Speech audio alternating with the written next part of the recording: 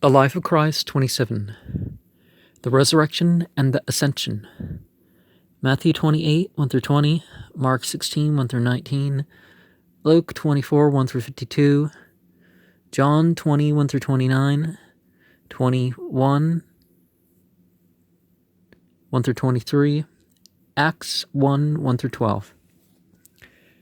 The Resurrection, Matthew 28, 1 through 7, Mark 16, 1 through 6, Luke 24, 1 through 8, John 20, 1 through 10. The earthquake, the angel, the terror and the swoon of the soldiers, the early coming of the women to embalm the body, fear that the stone cannot be moved from the door of the sepulchre, their astonishment to find it rolled away, the hastening of Mary Magdalene to find Peter and John, discovery by the other women that the body was gone, announcement by the angels that Jesus was risen, Peter and John visit the sepulchre, their experience. When did Jesus or any of the other prophets ever talk in favor of grave goods, large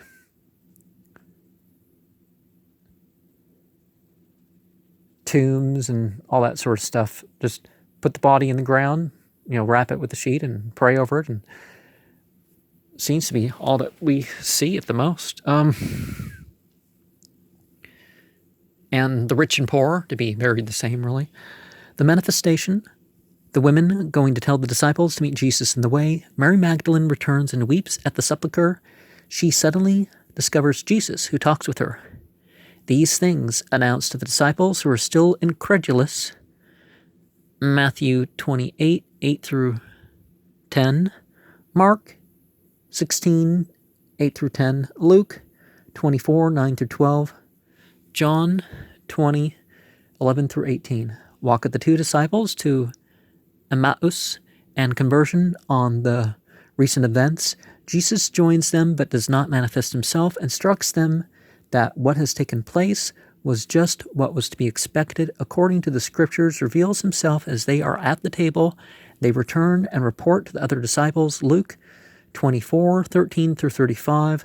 What measures were taken by the Pharisees when the soldiers reported to the occurrences at the sepulchre? What was the penalty when a Roman soldier slept on the guard? Is the testimony of what was done when the witness was asleep regarded as good evidence? How then does this whole story appear? Matthew 28, 17 through 15. The disciples being assembled together in a room with closed doors, Jesus appears in the midst of them. Their fright and Jesus assuring. He convinces them of his identity, and they rejoice, gives them further instruction concerning the correspondences at the evidences with the scriptures and with his own previous teachings. Luke 24, 36 through 49, John 20, 19 through 21, commissions them anew to preach and establish this gospel of his everywhere, his promise and assurance of aid, the special endowment of the Holy Ghost. Mark 16, 15 through 18, John 20, 22, 23, also known as Gabriel, Vahamanu, Bluebird, various things. Doubting Thomas, his reassurance